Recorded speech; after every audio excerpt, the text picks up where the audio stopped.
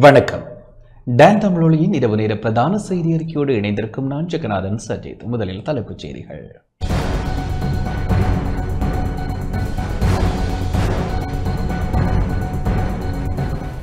காற்றாலை திட்டத்திற்கு எதிராகவும் மக்கள் மீது போலீசார் மேற்கொண்ட தாக்குதல் சம்பவத்தை கண்டித்தும் இன்று முடங்கியது மன்னார்.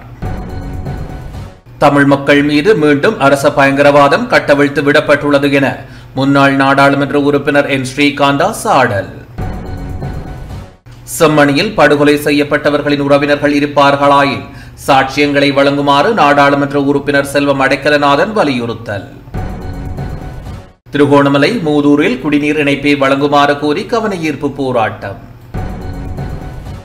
இனமத பேதங்களின்றி ஜனாதிபதி மீது மக்கள் நம்பிக்கை வைத்துள்ளதாக கந்தசாமி பிரபு எம்பி தகவல். கிளிநொச்சியில் இடம்பெற்ற வெடி விபத்தில் 2 படுகாயம்.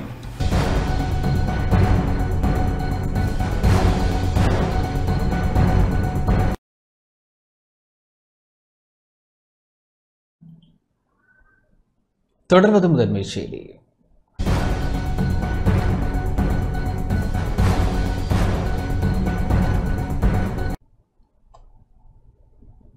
மன்னாரில் பொது முடக்கல் போராட்டம் ஒன்று முன்னெடுக்கப்பட்டது. மன்னாரில் முன்னெடுக்கப்பட உள்ள காற்றாலை திட்டத்துக்கு எதிராகவும் மக்கள் மீது போலீசார் மேற்கொண்ட தாக்குதல் சம்பவத்தை கண்டித்தும் இன்றைய தினம் மன்னாரில் பொது முடக்கல் போராட்டம் முன்னெடுக்கப்பட்டது. இதன்போது மாவட்டத்தின் பல பாகங்களில் இருந்தும் பல ஆயிரக்கணக்கான மக்கள் வருகை தந்து போராட்டத்தில் கலந்து கொண்டு தமது எதிர்ப்பை வெளிப்படுத்தினர். மன்னார் பிரஜைகள் குழு மற்றும் போராட்டக் குழு இணைந்து மன்னார் மாவட்டம் முழுவதும் இன்றைய தினம் பொது முடக்கத்திற்கு அழைப்பு விடுக்கப்பட்டிருந்ததன் பின்னணியில் போராட்டம் முன்னெடுக்கப்பட்டது. இதன்போது மன்னார் பஜார் பகுதி உள்ளடங்கலாக அனைத்து பகுதிகளிலும் உள்ள வர்த்தக நிலையங்கள் அனைத்தும் மூடப்பட்டிருந்தன. தனியார் போக்குவரத்து சேவைகள் அனைத்தும் நிறுத்தப்பட்டன. பல்வேறு கிராமங்களில் உள்ள மீனவர்கள் கடற்தொழிலுக்கு செல்லவில்லை. இந்த நிலையில் காலை 10:30 மணியளவில் மன்னார் பொது விளையாட்டு மைதானத்தில் பல ஆயிரக்கணக்கான மக்கள் ஒன்று கூடினர். பொது விளையாட்டு மைதானத்தில் இருந்து கண்டன பேரணி ஆரம்பமானது. மன்னாரில் மக்களின் எதிர்ப்பை மீறி முன்னெடுக்கப்பட்டு வரும் காற்றாலை கோபுரங்கள் அமைத்தல், மன்னாரில் கனியமணல் அகழ்வு மற்றும் கடந்த 2 தினங்களுக்கு முன்னர் போலீசாரினால் பொதுமக்கள் மற்றும் அருட்தந்தையர்கள் தாக்கப்பட்டமை ஆகிய சம்பவங்களை கண்டித்து குறித்த பேரணி ஆரம்பமானது. குறித்த போராட்டத்திற்கு ஆதரவு தெரிவித்து கொழும்பில் இருந்து போராட்டக் குழு ஒன்று வருகை தந்தது. மேலும் வடக்கில் உள்ள சில மாவட்டங்களில் இருந்தும் ஆதரவு தெரிவித்து சமூக செயற்பாட்டாளர்கள் கலந்து கொண்டிருந்தனர். பொது விளையாட்டு மைதானத்தில் ஆரம்பமான குறித்த பேரணி பொது வைத்தியசாலை வீதி ஊடாக சென்று மன்னார் போலீஸ் நிலைய வீதி ஊடாக மன்னார் பஜார் பகுதியை சென்றடைந்தது. பின்னர் மன்னார் மாவட்ட செயலகத்திற்கு முன் ஒன்று கூடிய மக்கள் காற்றாலை மற்றும் கனியமணல் அகழ்வுக்கு எதிராக கோஷங்களை எழுப்பினர். இதனால் குறித்த பகுதியில் சிறிது நேரம் பதற்ற நிலை ஏற்பட்டது. பின்னர் மன்னார் மாவட்ட அரசாங்க அதிபர் கனகேஸ்வரன் மக்கள் ஒன்று கூடிய இடத்திற்கு வருகை தந்தார். இதன்போது போராட்டக் குழு சார்பாக ஜனாதிபதிக்கு அனுப்ப வேண்டிய கடிதம் மன்னார் மாவட்ட அரசாங்க அதிபரிடம் கையளிக்கப்பட்டது. கடிதத்தை பெற்றுக்கொண்ட அரசாங்க அதிபர் உடனடியாக மேலதிக நடவடிக்கைகளை முன்னெடுப்பதாக தெரிவித்தார். இதனைத் தொடர்ந்து போராட்டத்தில் ஈடுபட்டவர்கள் மன்னார் நகர சுற்றுவட்ட பகுதியில் தொடர்ச்சியாக போராட்டம் இடம்பெறும் பகுதிக்கு சென்றனர். இந்த நிலையில் கடந்த 2 போராட்டங்களில் ஈடுபட்டவர்கள் மீது போலீசார் தாக்குதல் மேற்கொண்ட நிலையில் தாக்குதலை மேற்கொண்ட போலீசாருக்கு எதிராக நடவடிக்கை எடுக்க வேண்டும் என போராட்டத்தில் ஈடுபட்டவர்கள் கோஷங்களை எழுப்பினர். இதனால் போலீசாருக்கும் போராட்டக்காரர்களுக்கும் இடையில் முறுகல் நிலை ஏற்பட்டது. இந்த நிலையில் கலகமடக்கும் போலீசார் அவ்விடத்திற்கு அழைக்கப்பட்டனர். பின்னர் தொடர்ச்சியாக முறுகல் நிலை ஏற்பட்ட நிலையில் மத தலைவர்கள் அவ்விடத்திற்கு சென்று போராட்டத்தில் ஈடுபட்டவர்களுடன் கலந்துரையாடி அவ்விடத்தில் இருந்து அனைவரையும் அகற்றினர். அதனைத் தொடர்ந்து பஜார் பகுதியில் நின்று போராட்டக்காரர்கள் தமது எதிர்ப்பை வெளிப்படுத்தினர். மேலும் தற்போது முன்னெடுக்கப்பட்டு வருகின்ற காற்றாலை கோபுரங்கள் அமைக்கும் பணியை உடனடியாக நிறுத்த நடவடிக்கை மேற்கொள்ளப்பட வேண்டும். மக்கள் மீது தாக்குதல் நடத்திய போலீசார் மீது நடவடிக்கை எடுக்க வேண்டும் என்ற கோரிக்கையை முன்வைத்தனர். குறித்த போராட்டத்தில் சர்வமத தலைவர்கள், பல ஆயிரக்கணக்கான மக்கள், அரசியல் பிரதிநிதிகள் உள்ளிட்டோர் கலந்து கொண்டமை குறிப்பிடத்தக்கது.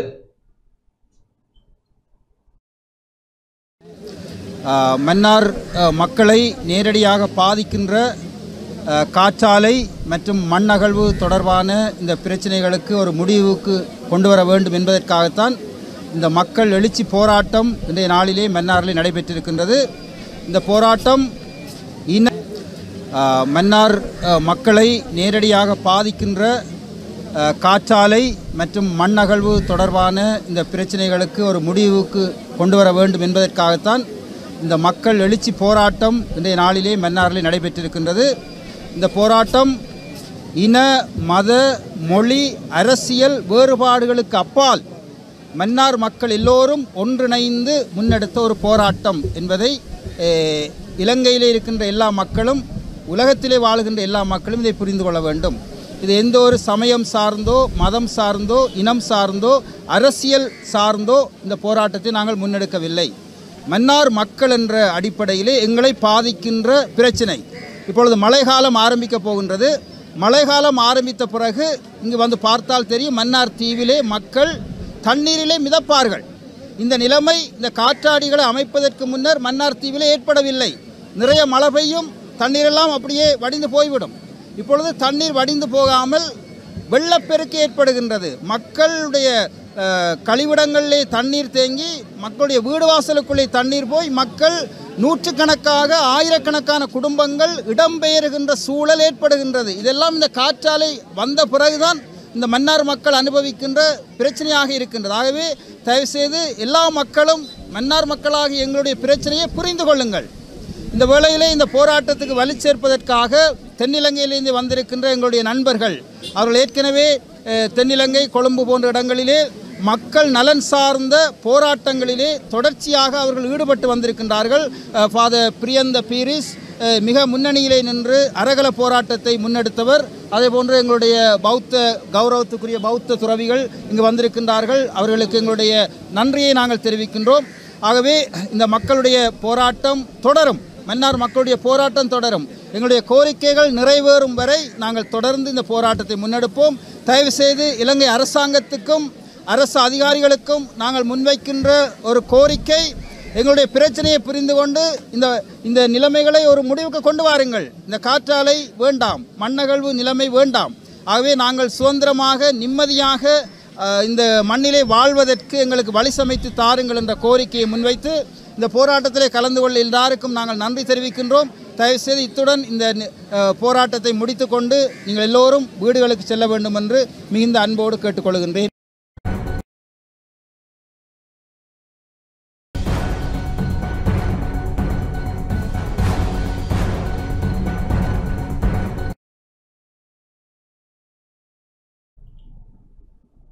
தமிழ் மக்கள் மீது மீண்டும் அரச பயங்கரவாதம் கட்டவிழ்த்து விடப்பட்டுள்ளது என முன்னாள் நாடாளுமன்ற உறுப்பினர் என் ஸ்ரீகாந்தா தெரிவித்துள்ளார். மன்னாரில் தமது இருப்பின் உரிமைக்காக போராடும் மக்கள் மீது மேற்கொள்ளப்பட்ட அடக்குமுறையானது மீண்டும் தமிழ் மக்கள் மீது அரங்கேற்றப்பட்ட அரச பயங்கரவாதத்தின் அப்பட்டமான வெளிப்பாடு என தமிழ் தேசிய கட்சியின் தலைவர் என் ஸ்ரீகாந்தா தெரிவித்துள்ளார். யாழ்ப்பாணம் மார்ட்டின் வீதியிலுள்ள தனியார் விருந்தினர் விடுதியில் இடம்பெற்ற ஊடக சந்திப்பில் இதனை தெரிவித்தார்.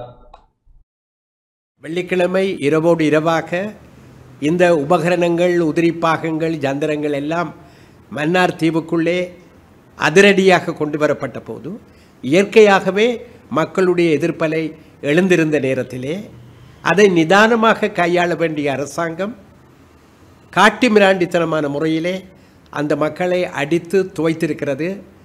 சிலர் காயமடைந்திருக்கிறார்கள், வைத்தியசாலையிலே அனுமதிக்கப்பட்டிருக்கிறார்கள். இதன் ஊடாக ஜனநாயக போராட்டங்களில் ஈடுபடுகிற மக்களுக்கு மாத்திரமல்ல, நடவடிக்கையாளர்களுக்கு மாத்திரமல்ல, தமிழ் மக்களுக்கும் கூட சேர்த்து அரசாங்கம் ஒரு செய்தியை சொல்லியிருப்பதாகத்தான் நாங்கள் கருத வேண்டியிருக்கிறது.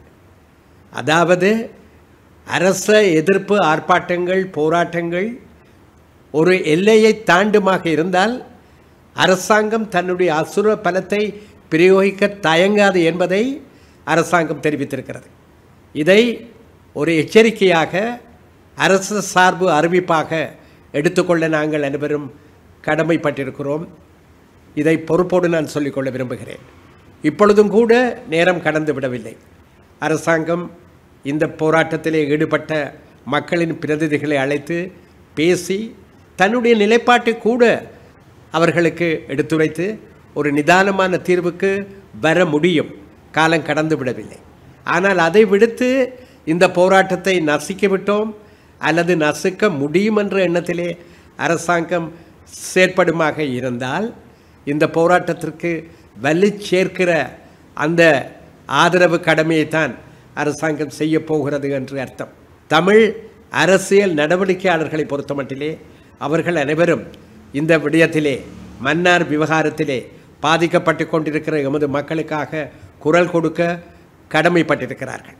காட்டு தர்பார்களை எங்களது மண்ணிலே நாங்கள் எந்த சந்தர்ப்பத்திலும் எந்த ரூபத்திலும் அனுமதிக்க முடியாது என்பதை சொல்வதற்கு ஒவ்வொரு தமிழ் தேசிய அரசியல் நடவடிக்கையாளரும் கடமைப்பட்டிருக்கிறார். அதை விட்டுவிட்டு பாலுக்கும் காவல் பூனைக்கும் தோழன் என்ற முறையிலே எங்களுடைய தமிழ் அரசியல்வாதிகள் எவரும், குறிப்பாக தமிழ் தேசியம் சார்ந்த அரசியல்வாதிகள் எவரும் செயற்படக்கூடாது என்கிற வேண்டுகோளையும் நாங்கள் இந்த சந்தர்ப்பத்திலே விடுக்க வேண்டிய கட்டாய சூழ்நிலை ஏற்பட்டிருக்கிறது. மன்னார் மக்களை, குறிப்பாக மன்னார் தீவின் மக்களை அடக்கிவிட முடியும் என்று அரசாங்கம் பகல் கனவு காணக்கூடாது. நாங்கள் அரசாங்கத்தை பகிரங்கமாக வேண்டுகிறோம், வரட்டு கௌரவத்தை விட்டுவிட்டு அல்லது திருப்திப்படுத்தப்பட வேண்டிய நிலையில் உள்ள வெளிநாட்டு சக்திகளை விட்டுவிட்டு எமது மக்களுடைய மன உணர்வுகளுக்கு மதிப்பளித்து இப்பொழுதாவது பொறுப்புள்ள அரசாங்கமாக தான் பேசுகின்ற கருத்துக்களை செயல்படுத்துவதற்கு முன்வருகின்ற அரசாங்கமாக அது செயற்பட வேண்டும் என்று நாங்கள் வேண்டிக் கொள்கிறோம். தவறினால் இந்த போராட்டம் விஸ்வரூபம் எடுப்பதையோ, ஒட்டுமொத்தமாக வடகிழக்கை அது ஆக்கிரமிப்பதையோ, அல்லது அதற்கு அப்பாலும் சென்று முழு இலங்கை தீவிலும் கூட ஜனநாயகத்தை வலியுறுத்தி அது ஒரு பாரிய மக்கள் அலையாக மாறுவதையோ தடுக்க முடியாது என்பதையும் நாங்கள் இந்த சந்தர்ப்பத்திலே பொறுப்புணர்வோடு சொல்லிக்கொள்ள கடமைப்பட்டிருக்கிறோம். வடக்கு கிழக்கு வலிந்து காணாமலாக்கப்பட்டவர்களின் உறவினர்களின் சங்கத்தின் ஏற்பாட்டில் சர்வதேச நீதி கோரி சுழற்சி முறையிலான உண்ணாவிரத போராட்டம் முன்னெடுக்கப்பட்டு வருகின்றது. வடக்கு கிழக்கு வலிந்து காணாமல் ஆக்கப்பட்டவர்களின் உறவினர்களின் சங்கத்தின் ஏற்பாட்டில் சர்வதேச நீதி கோரி சுழற்சி முறையிலான உண்ணாவிரத போராட்டம் இன்றும் 5வது நாளாக யாழ்ப்பாணத்தில் இடம்பெற்று வருகிறது. குறித்த போராட்டம் யாழ் செம்மணியில் கடந்த 25ஆம் தேதி ஆரம்பமாகிய நிலையில் எதிர்வரும் 1ஆம் தேதி வரை இடம்பெற உள்ளது. இன்றைய போராட்டத்தில் வடக்கு கிழக்கை சேர்ந்த பொது அமைப்புகள், முஸ்லிம் மக்கள் சிலர் இணைந்து கொண்டனர். இலங்கையில் இடம்பெற்ற உள்நாட்டு யுத்தத்தின் போது நிகழ்த்தப்பட்ட மனித உரிமை மீறல்கள் மற்றும் வலிந்து காணாமல் ஆக்கப்பட்டவர்கள் உள்ளிட்ட விவகாரங்களுக்கான நீதி வேண்டி உள்நாட்டு பொறிமுறையை நிராகரித்தும் சர்வதேச விசாரணையை வலியுறுத்தியும் செம்மணி விவகாரத்திற்கு நீதி கோரியும் குறித்த உண்ணாவிரத போராட்டம் முன்னெடுக்கப்படுகிறது. குறித்த போராட்டத்தில் வடக்கின் 5 மாவட்டங்களைச் சேர்ந்த வலிந்து காணாமல் ஆக்கப்பட்டவர்களின் உறவினர்கள், செயற்பாட்டாளர்கள் மற்றும் பொதுமக்கள் கலந்து கொண்டுள்ளனர். போராட்டத்தின் ஆரம்பத்தில் அணையாவிளக்கு பகுதியில் சுடரேற்றி மலரஞ்சலி செலுத்தி போராட்டம் இடம்பெற்றது. போராட்டத்தில் கலந்து கொண்டவர்கள் ஸ்ரீலங்காவில் உள்நாட்டு பொறிமுறையை நிராகரிக்கின்றோம், தமிழ் இன அழிப்பிற்கும் காணாமல் ஆக்கப்படுதல், போர்க்குற்றங்கள் மற்றும் மனித புதைகுழிகள் குறித்து நாம் சர்வதேச சுயாதீன விசாரணையை மட்டுமே கோருகின்றோம் உள்ளிட்ட கோரிக்கைகளை முன்வைத்தனர். எங்களுக்கு எங்களுடைய நிலத்தில் நாங்கள் வாழ்றதுக்கு எமக்கு சுயநிர்ணய உரிமை வேண்டும். நாம் ஒரு சமூகமாக வாழ வேண்டும். எனவே நாம் இந்த சமூகத்தை கட்டியெழுக்க வேண்டுமாக இருந்தால், ஒரு இனமாக நாம் திரண்டெழுந்தால் மட்டுமே இந்த தேசத்தை கட்டியெழுப்ப முடியும் என்பது இந்த தமிழ் மக்கள் அனைவரும் உணர வேண்டும். எனவே இந்த வேளையில் நாம் இந்த சர்வதேசத்திடம் இனி கால அவகாசம் கொடுக்காதீர்கள். இந்த உறவுகள் செம்மணி புதைகுழியிலே பல்லாயிரக்கணக்கான உறவுகள் இன்றைக்கு புதைக்கப்பட்டு சித்திரவதை செய்யப்பட்டிருக்கின்றார்கள்.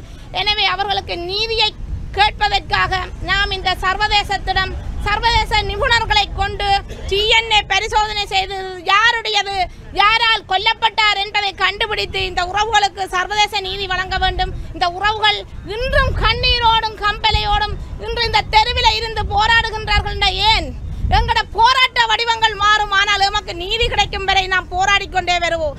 இலங்கையின் வெளிவிவகார அமைச்சர் கூட கடந்த இந்த 60வது அமர்விலே இலங்கையில் இடம்பெற்ற மனித உரிமை மீறல்கள் ஏனைய விடயங்களுக்காக உள்ளக பொறிமுறை ஊடாக நாங்கள் தீர்வினை வழங்க இருக்கின்றோம் என்று தெரிவித்திருந்தார். ஆனால் அவருக்கும் நாங்கள் இந்த இடத்தில் ஒரு விடயத்தை தெளிவாக குறிப்பிடுகின்றோம்.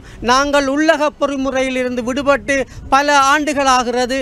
நாங்கள் இன்று வரைக்கும் ஒரு சர்வதேச நீதி பொறிமுறை ஊடான ஒரு சர்வதேச நீதியை நாங்கள் வேண்டி நிற்கின்றோம் என்பதை இந்த இடத்திலே திட்ட தெளிவாக நாங்கள் கூறிக்கொள்ள விரும்புகின்றோம். இந்த இலங்கை அரசு சர்வதேசத்திடம் ஒரு கருத்தையும் இலங்கைக்குள்ளே வந்து ஒரு கருத்தினையும் முன்வைத்து கொண்டிருக்கின்றார்கள். கடந்த 2009ஆம் ஆண்டு போர் நிறைவடைந்ததன் பின்னர் 16 ஆண்டுகளுக்கு மேலாக இன்றைக்கு இந்த கண்ணீரோட தெரு தெருவாக இந்த அம்மாக்கள் போராட்டங்களை மேற்கொண்டிருக்கிறார்கள். தொடர்ச்சியான இந்த போராட்டத்துக்கு எங்களுடைய மக்கள் பிரதிநிதிகள் தங்களுடைய முழுமையான தங்களுடைய நிலப்பாட்டினை இவர்கள் சார்ந்து வெளிப்படுத்த வேண்டும். எனவே இவர்களை வைத்துக்கொண்டு பாதிக்கப்பட்ட தரப்புகளை வைத்துக்கொண்டு அரசியல் லாபத்தை ஈட்டிக்கொண்டு செல்லாமல் பாதிக்கப்பட்ட தரப்புக்கு நிரந்தர தீர்வினை பெற்றுக் கொடுக்கிறதுக்கு முன்வர வேண்டும் என்று கேட்டு நிற்கிறோம். அம்பாறை தம்புலுவிலில் வலிந்து காணாமலாக்கப்பட்டவர்களது உறவுகளுக்கு நீதி கோரி உண்ணாவிரத போராட்டம் முன்னெடுக்கப்படுகிறது. அம்பாறை தம்புலுவில் பொதுச்சந்தைக்கு முன்பாக இன்று 3வது நாளாகவும் வலிந்து காணாமலாக்கப்பட்டவர்களது உறவுகளின் அம்பாறை மாவட்ட சங்க தலைவி தம்பிராசா செல்வராணி தலைமையில் உண்ணாவிரத போராட்டம் முன்னெடுக்கப்பட்டது. செம்மணி மனித புதைகுழிக்கு சர்வதேச நீதி கோரியும் கடந்த காலங்களில் கடத்தி காணாமலாக்கப்பட்டவர்களுக்கு சர்வதேச நீதி கோரியும் இப்போராட்டம் முன்னெடுக்கப்படுகிறது. கடந்த 27ஆம் தேதி ஆரம்பிக்கப்பட்ட போராட்டம் எதிர்வரும் அக்டோபர் 1ஆம் தேதி வரை முன்னெடுக்கப்படும் என தெரிவிக்கப்படுகின்றது.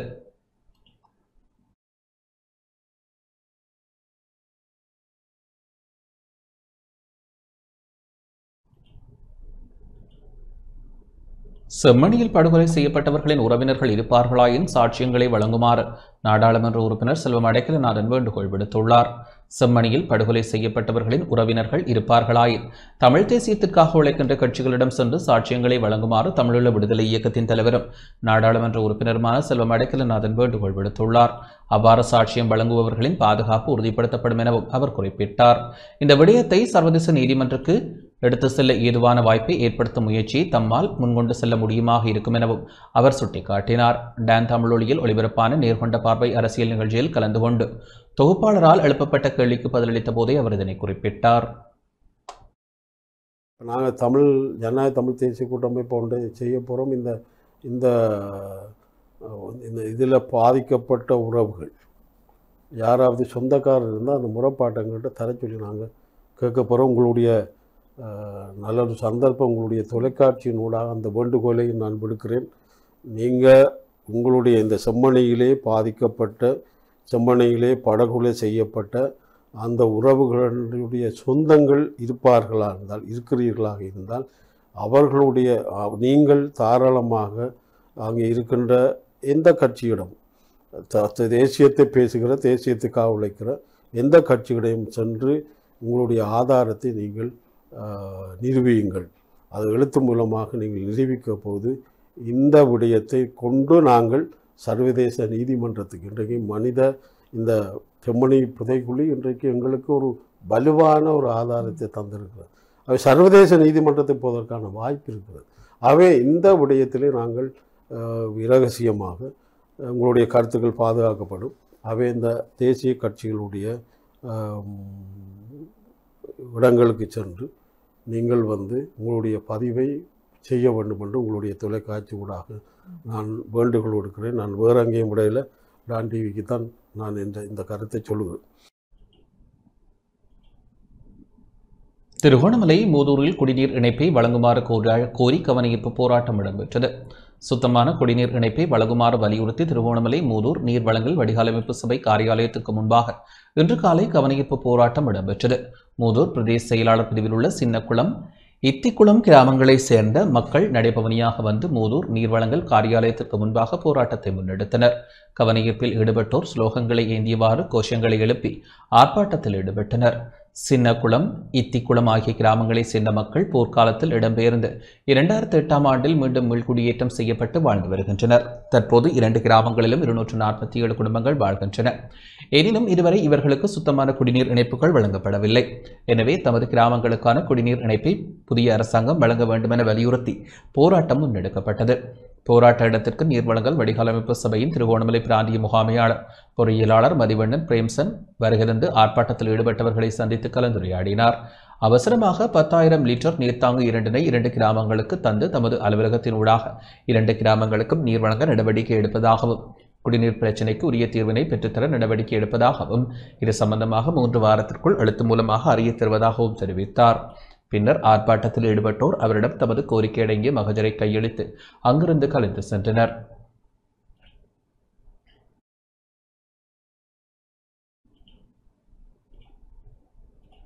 திருகோணமலை மூதூர் சதாம் வித்தியாலயத்திற்கு முன்பாக கவனஈர்ப்பு போராட்டம் இடம்பெற்றது.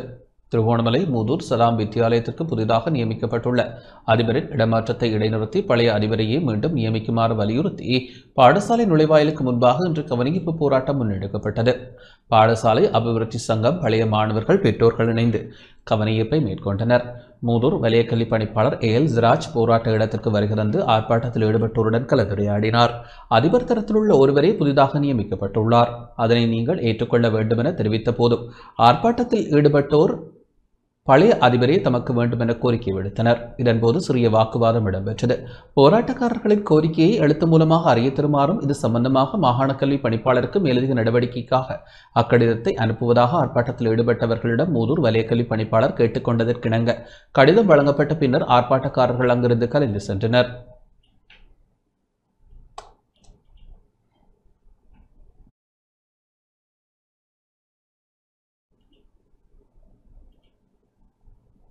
இன மத பேதங்களின்றி ஜனாதிபதி மீது மக்கள் நம்பிக்கை வைத்துள்ளதாக கந்தசாமி பிரபு எம்பி தெரிவித்துள்ளார்.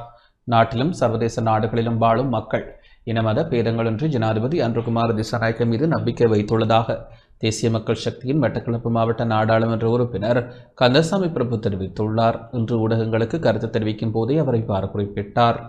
இன்றைக்கு எமது தேசிய மக்கள் சக்தி அரசாங்கத்தின் ஆட்சி காலப்பகுதியிலே தொடர்ச்சியாக மக்களின் நலம் சார்ந்த விடயங்களில் அரசாங்கம் என்ற ரீதியிலும் விசேடமாக எங்களது நாட்டு ஜனாதிபதி அன்ருகுமார் திசாநாயக்க அவர்கள் போகும் இடமெல்லாம் அவருக்கான ஆதரவு அலை அதிகரித்து கொள்ள வண்ணமே இருக்கின்றது. அதை போன்று தேசிய மக்கள் சக்தி அரசாங்கத்துக்கும் இந்த நாட்டு மக்கள் தொடர்ச்சியாக தங்களது ஆதரவை வழங்கி கொண்டிருக்கின்றார்கள்.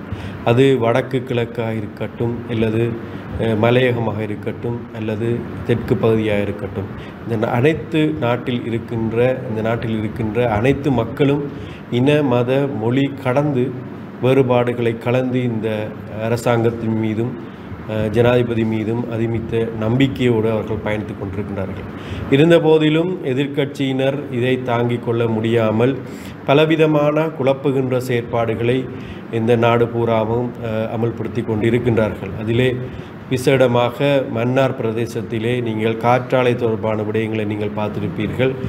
இதை முன்னெடுத்து அதற்கு எதிர்ப்பு நடவடிக்கையில் ஈடுபடுகின்றவர்கள் கடந்த ஆட்சி காலத்திலே அந்த காற்றாலை மீது அதீத நம்பிக்கையும் அதன் காற்றாலை செயற்திட்டத்துக்கு ஆதரவும் வழங்கி அதற்கான பிரச்சாரங்களிலும் ஈடுபட்டவர்கள்தான் இன்று அரசாங்கம் மாறுபட்டதன் பின்னர், இந்த புதிய அரசு வந்த பின்னர் அதற்கு எதிர்ப்பு தெரிவிப்பதாக பலவிதமான செயற்பாடுகளை, அதை குழப்புகின்ற செயற்பாடுகளை ஈடுபட்டு கொண்டு வருகின்றார்கள். அவர்கள் மாத்திரம் கிடையாது, இந்த நாட்டில் பல இடங்களில் சில தொழிற்சங்கவாதிகளும் ஒன்றிணைந்து கொண்டு அரசை வீழ்த்துவதற்கான பல சதித்திட்டங்களை எதிர்க்கட்சியினூடாக செயற்படுத்தி கொண்டிருக்கின்றார்கள். இதன் மூலமாக நாட்டு மக்கள் எந்த வகையிலும் குழப்பமடையவில்லை. அவர்கள் தெளிவான ஒரு நிலைப்பாட்டில் இருக்கின்றார்கள். அவர்கள் இலங்கை வாழ் மக்கள் மாத்திரம் கிடையாது, வெளிநாட்டில் வாழுகின்ற இலங்கையர்கள் கூட இன்று இந்த நாட்டின் மீதும் இந்த நாட்டின் ஆட்சியாளர்களான தேசிய மக்கள் சக்தி மீதும் ஜனாதிபதி மீதும் அதீத நம்பிக்கையோடு அவர்கள் பயணிக்கின்றார்கள். இன்னும் அவர்களது நம்பிக்கை மாறுபடவில்லை, மேலும் அதிகரித்த வண்ணமே இருக்கின்றதே தவிர இந்த எதிர்க்கட்சியினர் ஒன்றிணைத்து இந்த நாட்டை சீரழிப்பதற்கான முயற்சியில் ஈடுபட்டு கொண்டிருப்பதை எமது அனைத்து மக்களும் நினைவில் வைத்து கொண்டிருக்கின்றார்கள். உங்கள் பேராசைக்காக யானைகளை கொல்லாதீர்கள் எனும் துணிப்பொருளில் யாழில் கையொப்பம் பெறும் நிகழ்வு முன்னெடுக்கப்பட்டது. யானைகள் மனிதர்கள் இடையேயான முரணற்ற வாழ்வை வலியுறுத்தும் கையொப்பம் பெறும் நிகழ்வு யாழ்ப்பாணத்தில் இன்று இடம்பெற்றது. இலங்கை காட்டு யானைகள் பாதுகாப்பு சங்கத்தின் ஏற்பாட்டில் யாழ்ப்பாண நகர் பகுதியில் குறித்த நடவடிக்கை முன்னெடுக்கப்பட்டது. உங்கள் பேராசைக்காக யானைகளை கொல்லாதீர்கள் எனும் துணிப்பொருளில் இன்று ஆரம்பமான கையொப்பம் பெறும் நடவடிக்கை நாளை யாழ்ப்பாணத்தில் தொடர உள்ளது. இதில் பல்வேறு தரப்பினரும் கையொப்பங்களை பதிவு செய்தனர்.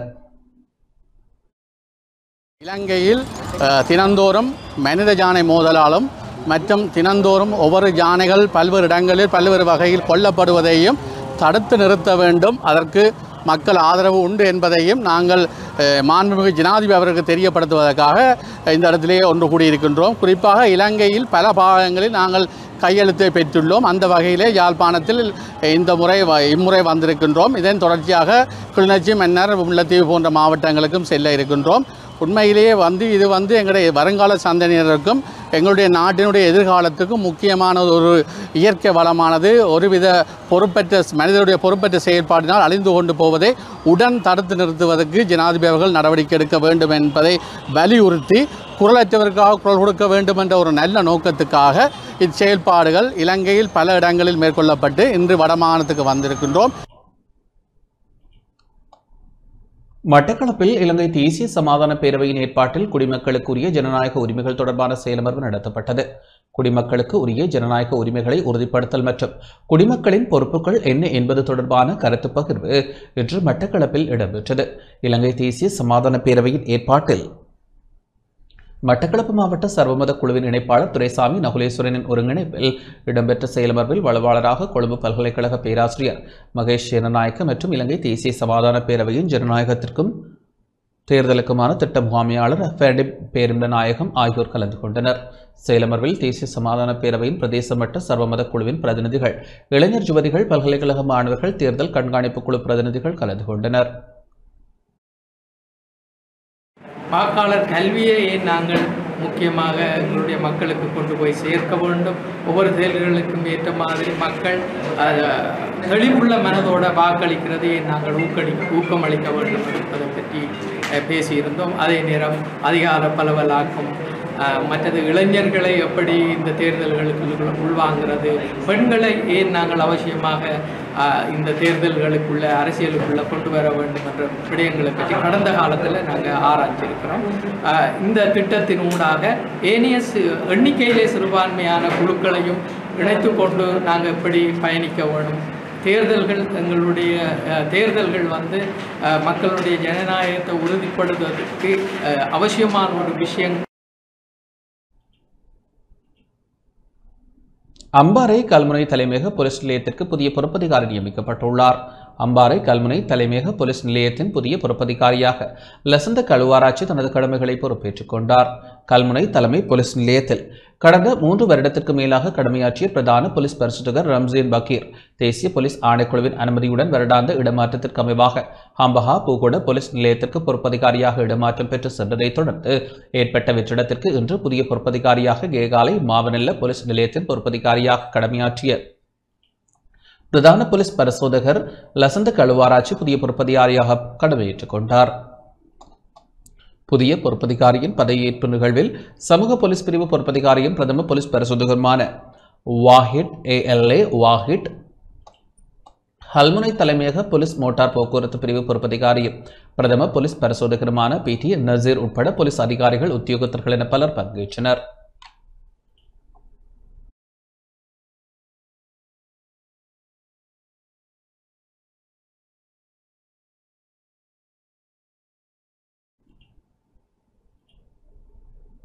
ஐக்கிய மக்கள் சக்தியின் பொதுச் செயலாளர் ரஞ்சித் மது பண்டார நுவரெலியா நீதவான் நீதிமன்றில் இன்று ஆஜரானார். ஐக்கிய மக்கள் சக்தியின் பொதுச் செயலாளருக்கு எதிராக நுவரெலியா நீதவான் நீதிமன்றில் ஆஜராகுமாறு கோரப்பட்ட நிலையில் இன்று நீதவான் நீதிமன்றில் முன்னிலையாகியிருந்தார். ஐக்கிய மக்கள் சக்தியின் சார்பாக நுவரெலியா மாவட்டத்திற்கான வரவு செலவு திட்ட கணக்கறிக்கையை உரிய நேரத்திற்கு சமர்ப்பிக்காமையினால் இவ்வாறு நீதிமன்றில் ஆஜராகுமாறு கோரப்பட்டிருந்த நிலையில் ஐக்கிய மக்கள் சக்தியின் பொதுச் செயலாளர் நுவரெலியா மாவட்ட நீதவான் நீதிமன்றில் ஆஜராகினார். இதன்போது கருத்து வெளியிட்ட ஐக்கிய மக்கள் சக்தியின் பொதுச் செயலாளர் ரஞ்சித் மது பண்டார ஐக்கிய மக்கள் சக்தியின் நுவரெலியா மாவட்டத்திற்கான உள்ளூராட்சி மன்ற கணக்கு அறிக்கையை உரிய நேரத்திற்குள் நாங்கள் வழங்கியிருந்தோம் என தெரிவித்தார். தேர்தல் திணைக்களத்துடன் முறையான தொடர்பாடல் இல்லாதிருந்தமையால் இன்று நீதிமன்றக்கு வர வேண்டிய நிலைமை ஏற்பட்டதாக அவர் குறிப்பிட்டார்.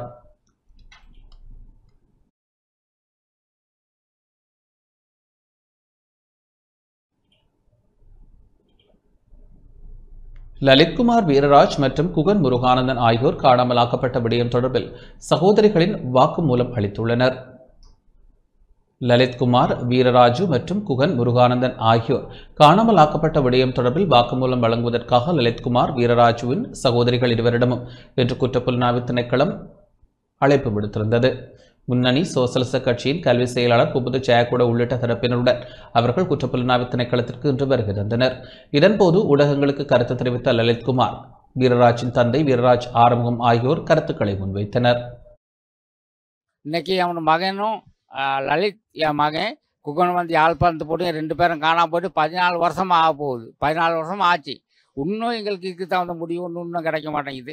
நாங்கள் போலீஸுக்கு கோர்ட்டுக்கு போனோம். கோர்ட்டுக்கு போனதுக்கு கோட்டாபி ராஜபக்ச மாற்றா வாரேங்கிறார். கோர்ட்டுக்கு எங்களுக்கு பதில் சொல்ல வரமாட்டேங்கிறாரு. இந்த பையன் கோர்ட்டில் வழக்கறிஞ்சு அந்த கோர்ட்டில் சொன்னார் நாங்கள் யாழ்ப்பாணத்தில் நாங்கள் எங்களுக்கு வாக்குமூலம் தரணும்னு சொல்லியிருக்காரு. அன்னைக்கு இப்போ போன வாரத்தில் ஒரு நாள் நான் CID ஆஃபீஸுக்கு ஏம்பிட்டு வாக்குமூலத்தை நான் கொடுத்தேன். இப்போ இன்னத்து எனக்கு கால் பண்ணி சொன்னாங்க இந்த மாதிரிக்கு மகமார் 2 பேர்த்தோட வாக்குமூலத்தை எடுக்கிறதுக்காக இன்றைக்கி வர சொன்னாங்க எங்களை சிஐடி ஆஃபீஸுக்கு. இன்றைக்கி நாங்கள் வந்திருக்கோம். வந்து இப்போ இதில் சரி எங்களுக்கு என்ன நல்லது கிடைக்குமோ கெட்டது கிடைக்குமோ தெரியாது. இதுலேயும் எங்களுக்கு சாதாரண ஒன்று கிடைக்கும் தான் நாங்கள் எதிர்பார்க்க. இப்போ குமுது மகன் சொன்ன போல தான் எனக்கு சொல்ல இருக்குது. இப்போ 13-14 வருஷமாச்சு. இதுக்கு தகுந்த முடிவு இன்னும் கிடைக்க மாட்டேங்குது. தயவு செய்து எங்களுக்கு நல்லாவே தெரியும் நம்ம ஜனாதிபதிக்கு நல்லா தெரியும் லலித்துங்கிறது யாருன்னு சொல்லி. அவரு கூட இதை சட்டம் பண்ணி இதுக்கு தகுந்த முடிவு ஒன்று எடுக்க மாட்டேங்கிறாரு, எடுப்பார்னு சொல்லி நாங்கள் எதிர்பார்க்குறோம். எங்களுக்கு நல்லது ஒன்று கிடைக்குன்னு தான் நாங்கள் நம்புகிறோம். இவ்வளோ தான் எங்களுக்கு சொல்ல முடியும். முன்னாள் மேல் மாகாண சபை உறுப்பினர் அமல் செல்வாவிற்கு பிணை வழங்கப்பட்டுள்ளது. போலி ஆவணங்களை பயன்படுத்தி பதிவு செய்யப்பட்ட 60 மில்லியன் ரூபாய் மதிப்புள்ள 3 சொகுசு வாகனங்களுடன் வலான ஊழல் தடுப்பு பிரிவினரால் கைது செய்யப்பட்ட முன்னாள் மேல் மாகாண சபை உறுப்பினர் அமல் சில்வாவிற்கு பிணை வழங்கப்பட்டுள்ளது. பாணந்துறை நீதவான் நீதிமன்றம் இன்று இந்த பிணை உத்தரவை பிறப்பித்துள்ளது.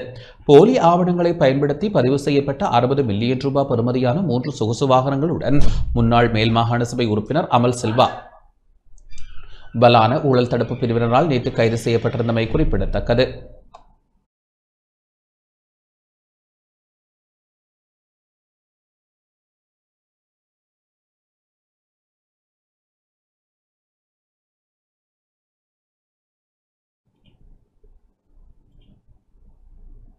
மாவனல்ல ஆலத்துனுவர மணிக்கவா பகுதியில் கட்டுமான பணிகளில் ஈடுபட்டிருந்த பணியாளர்கள் 2 சடலமாக மீட்கப்பட்டனர்.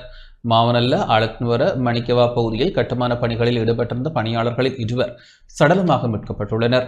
இன்று காலை இடம்பெற்ற இச்சம்பவம் குறித்து தெரியவருவதாவது, மாவனல்ல ஆலத்துனுவர மாணிக்கவா பகுதியில் பாதுகாப்பு மதில் அமைக்கும் பணியில் ஈடுபட்டிருந்த தொழிலாளர்கள் குழு மீது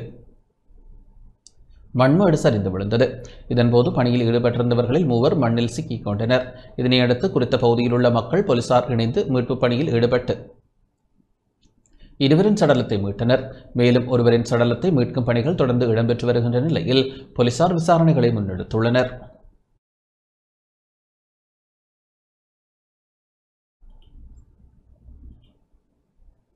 கிளிநொச்சியில் இடம்பெற்ற வெடி விபத்தில் 2 படுகாயமடைந்துள்ளனர். வெடிபொருளை வெட்டி மருந்து எடுத்த வேளை வெடிபொருள் வெடித்ததில் 2 ஆபத்தான நிலையில் மருத்துவமனையில் அனுமதிக்கப்பட்டுள்ளனர். குறித்த சம்பவமானது இன்று நண்பகல் கிளிநொச்சி போலீஸ் பிரிவிற்குட்பட்ட கட்டுவன் கொட்டடி பகுதியில் இடம்பெற்றுள்ளது. குறித்த சம்பவத்தில் யாழ்ப்பாணம் கொடிகாமத்தை சேர்ந்த 2 படுகாயமடைந்து ஆபத்தான நிலையில் கிளிநொச்சி மாவட்ட பொது வைத்தியசாலையில் அனுமதிக்கப்பட்டுள்ளனர்.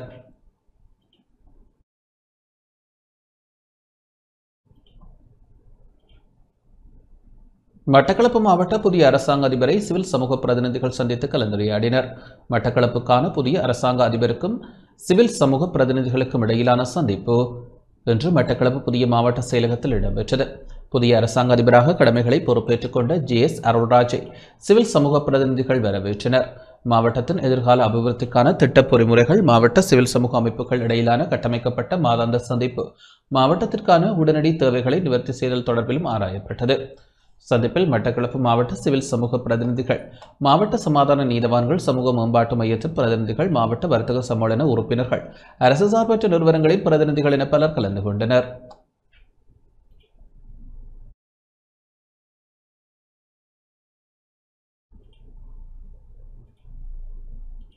நுவரெலியாவிலிருந்து யாழ்ப்பாணத்திற்கு சென்ற தனியார் பேருந்தொன்று விபத்திற்குள்ளானது. நுவரெலியாவிலிருந்து யாழ்ப்பாணத்திற்கு சென்ற தனியார் பேருந்தொன்று நுவரெலியா வலப்பனை பிரதான வீதியை விட்டு விலகி விபத்திற்குள்ளானது. நேற்று மாலை 4 மணியளவில் இச்சம்பவம் இடம்பெற்றுள்ளதாக வலப்பனை போலீசார் தெரிவித்துள்ளனர். யாழ்ப்பாணத்தில் இருந்து நுவரெலியாவிற்கு சுற்றுலா சென்ற 28 பேர் கொண்ட குழு ஒன்று மீண்டும் யாழ்ப்பாணம் நோக்கி சென்று கொண்டிருந்த போது இயந்திர கோளாறு காரணமாக பேருந்து கட்டுப்பாட்டை இழந்து திடீரென செயலிழந்தது. இதன்போது விபத்தில் தெய்வாதீனமாக அவருக்கு உயிர் சேதம் ஏற்படவில்லை எனவும், குறித்த பேருந்தில் இருந்த பயணிகள் மற்றும் ஒரு பேருந்தில் ஏறி யாழ்ப்பாணம் சென்றதாகவும் தெரிவிக்கப்படுகின்றது.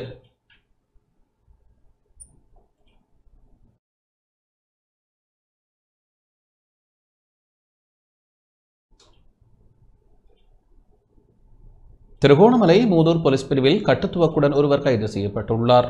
திருகோணமலை நீலாபுல காட்டுப்பகுதியில் கட்டுத்துவக்குடன் சந்தேக நபர் ஒருவர் நேற்று மாலை கைது செய்யப்பட்டார். கைது செய்யப்பட்டவர் மூதூர் பாரதிபுரம் பகுதியைச் சேர்ந்த 60 வயதுடையவர் என போலீசார் தெரிவித்தனர். சந்தேக நபர் கட்டுத்துவக்குடன் நடமாடுவதாக மூதூர் போலீசாருக்கு கிடைக்கப்பெற்ற ரகசிய தகவலின் அடிப்படையில் சந்தேக நபரை சோதனைக்குட்படுத்திய போது அவரிடமிருந்து கட்டுத்துவக்கு கைப்பற்றப்பட்டது. சந்தேக நபரை மூதூர் நீதவான் நீதிமன்றில் ஆஜர்படுத்துவதற்கான ஏற்பாடுகளை மூதூர் போலீசார் முன்னெடுத்தனர்.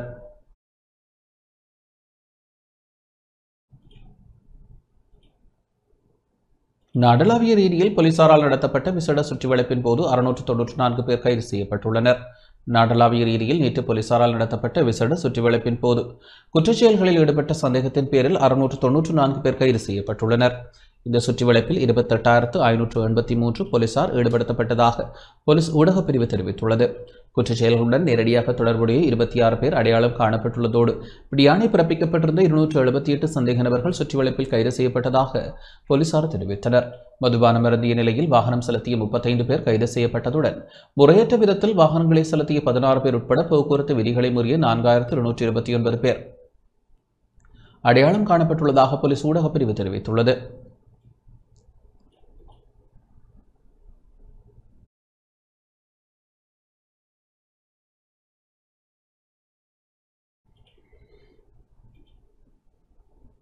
கொழும்பில் போதைப் பொருட்களுடன் இளைஞர் கைது செய்யப்பட்டுள்ளார். கொட்டாவ ருக்மல பகுதியில் போதைப் பொருட்களுடன் மொரட்டோ பகுதியைச் சேர்ந்த 24 வயதுடைய இளைஞர் ஒருவர் கைது செய்யப்பட்டார்.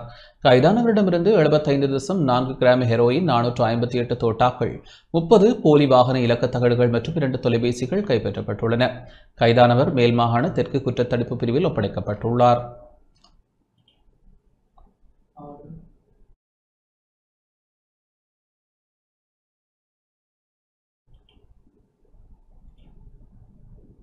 கட்டுப்பாட்டு விலையை விட அதிகமான விலைக்கு அரிசி விற்பனை செய்த 105 வர்த்தக நிலையங்களில் சோதனை இடம்பெற்றது. நாட்டில் கடந்த 2 வாரங்களில் கட்டுப்பாட்டு விலையை விட அதிகமான விலைக்கு அரிசி விற்பனை செய்த 105 வர்த்தக நிலையங்களில் சோதனை நடத்தப்பட்டதாக நுகர்வோர் விவகார அதிகார சபை தெரிவித்துள்ளது. அதிக விலைக்கு அரிசி விற்பனை செய்த வர்த்தக நிலையங்கள் மீது வழக்கு தொடரவும் நடவடிக்கை எடுக்கப்பட்டுள்ளதாகவும், அரிசிக்கு கட்டுப்பாட்டு விலை நிர்ணயிக்கப்பட்டுள்ளதால் அதைவிட அதிக விலைக்கு அரிசி விற்றால் சட்ட நடவடிக்கை எடுக்கப்படும் எனவும் அதிகார சபை தெரிவித்துள்ளது. ஒரு தனி உரிமையாளர் அதிக விலைக்கு அரிசி விற்க முற்பட்டால் அவர் குற்றவாளி என நிரூபிக்கப்படும் இடத்தில் அவருக்கு 1 லட்சம் ரூபாய் முதல் 5 லட்சம் ரூபாய் வரை அபராதம் அல்லது 5 மாதங்கள் சிறை தண்டனை அல்லது இரண்டும் விதிக்கப்படலாம். மேலும் அதிகார சபை சட்டத்தின் கீழ் தொடர்புடைய பொருட்களை பறிமுதல் செய்யலாம் என்றும் அதிகார சபை தெரிவித்துள்ளது. நடப்பாண்டில் இதுவரை 3000க்கும் மேற்பட்ட அரிசி தொடர்பான சோதனைகள் நடத்தியுள்ளதாக நுகர்வோர் விவகார அதிகார சபை தெரிவித்துள்ளது.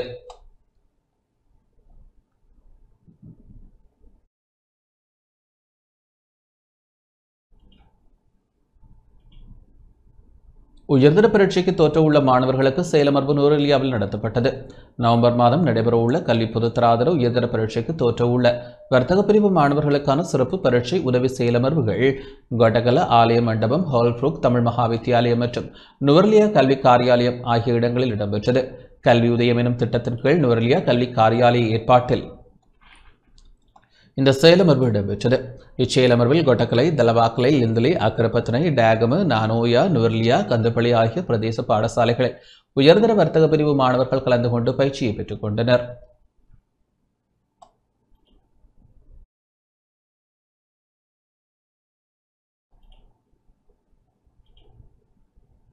மாணவர்கள் போதைப்பொருளுக்கு அடிமையாவதாக தெரிவிக்கப்பட்டுள்ளது. இலங்கையில் பாடசாலை மாணவர்கள் மேல் மாகாணத்தில் அதிக அளவில் உள்ளதாகவும் போதைப்பொருளுக்கு அடிமையாகும் போக்கும் அதிகமாக காணப்படுவதாகவும் தேசிய அபாயகர ஊடகங்கள் கட்டுப்பாட்டு சபை தெரிவித்துள்ளது. இதில் கொழும்பு மாவட்டம் முதன்மை பெறும் நிலையில் கிராண்ட் பாஸ், தொட்லங்கு, கொம்பனி வீதி, அங்குலான, வாழைத்தோட்டம், பாணந்துறை, தேகிவளை, கல்விசை, ஹிக்கடுவ உள்ளிட்ட பல நகரங்களில் குறைந்த வருமானம் கொண்ட குடும்பங்கள் வசிக்கும் பகுதிகளில் உள்ள பிள்ளைகள் போதைப்பொருள் பழக்கத்திற்கு ஆளாகுவதாக சபை குறிப்பிட்டுள்ளது. அத்துடன் பாடசாலை மாணவர்கள் இடையே போதைப் பழக்கத்திற்கு அடிமையாக அதிக வாய்ப்புள்ள பகுதிகளாக கண்டி மாவட்டத்தை சேர்ந்த சில பகுதிகள் அடையாளம் காணப்பட்டுள்ளதாக தெரிவிக்கப்படுகிறது. அதே நேரம் கம்பஹா, குருநாகல், அனுராதபுரம், காலி, ரத்னபுரி மற்றும் களுத்துறை மாவட்டங்களும் ஆபத்தான மாவட்டங்களாக அடையாளம் காணப்பட்டுள்ளதாக தேசிய அபாயகர ஊடகங்கள் கட்டுப்பாட்டு சபை தெரிவித்துள்ளது.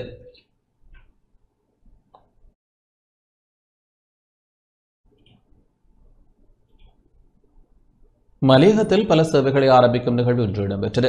ஃபெரண்டினா அபிவிருத்தி சேவைகள் வின்சென்ட் ஃபெக்டர் அறக்கட்டளையுடன் இணைந்து பெருந்தோட்ட சமூக செயல் திட்டம் எனும் தொனிப்பொருளில் பல சேவைகளை மலையகத்தில் ஆரம்பிக்கும் நிகழ்வு ஹார்பெக்ஸ் கல்லூரியில் இடம்பெற்றது.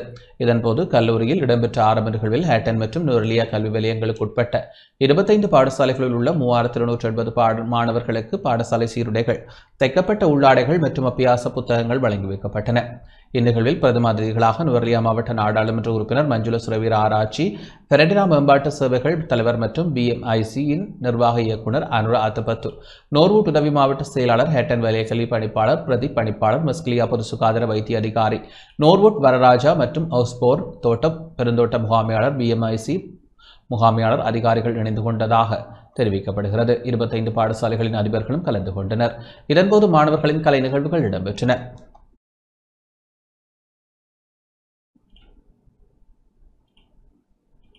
தேசிய இளைஞர் சபை மன்றத்தின் விளையாட்டுப் போட்டி நுவரெலியாவில் இடம்பெற்றது. தேசிய இளைஞர் சபை மன்றத்தின் விளையாட்டுப் போட்டி நிகழ்வுகள் நோர்வுட் இளைஞர் சம்மேளன தலைவர் கிளேண்டன் மற்றும் இளைஞர் சபை அதிகாரி கனகராஜ் தலைமையில் இடம்பெற்றது. இவ்விளையாட்டுப் போட்டி நிகழ்வில் சிறப்பு அதிதியாக நாடாளுமன்ற உறுப்பினர் கலைச்செல்வி மற்றும் அதிதிகளாக நோர்வுட் பிரதேச சபை தவிசாளர் பிரான்சிஸ் ஆலன், முன்னாள் தவிசாளர் ரவி குழந்தைவேல் கலந்து கொண்டனர். ஹேட்டன் டிகோயா நகரசபை நோர்வுட் பிரதேச சபை உறுப்பினர்கள், ஜப்பானிலிருந்து வருகை தந்திருந்த தன்னார்வ தொண்டர்கள், பாடசாலை அதிபர்கள், ஆசிரியர்கள் என பலர் கலந்து கொண்டனர். இதன்போது பிரதேச மட்டத்தில் சாதனை படைத்த இளைஞர் யுவதிகளுக்கு சான்றிதழ்கள், வெற்றி கேடயங்கள் வழங்கப்பட்டன.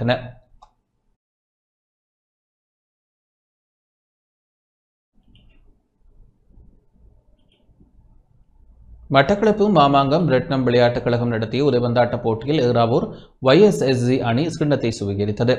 மட்டக்களப்பு மாமாங்கம் ரெட்னம் விளையாட்டுக் கழகத்தின் 31வது ஆண்டு நிறைவை முன்னிட்டு நடத்தப்பட்ட உதைபந்தாட்ட சுற்றுப் போட்டியின் வெற்றி கிண்ணத்தை ஏறாவூர் SSG அணி கைப்பற்றியது. 34 அணிகள் பங்கு பெற்றிய சுற்றுப் போட்டியின் இறுதிப் போட்டியில் ஏறாவூர் SSG அணியும் மாமாங்கம் ரெட்னம் விளையாட்டுக் கழக அணியும் மோதின.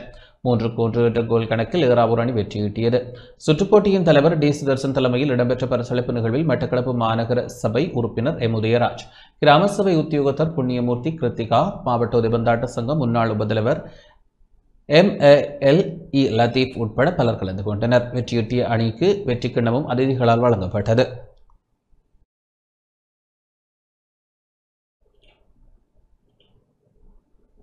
இத்துடன் இந்த செய்தி அறிக்கை நிறைவடைகின்றது. வணக்கம்.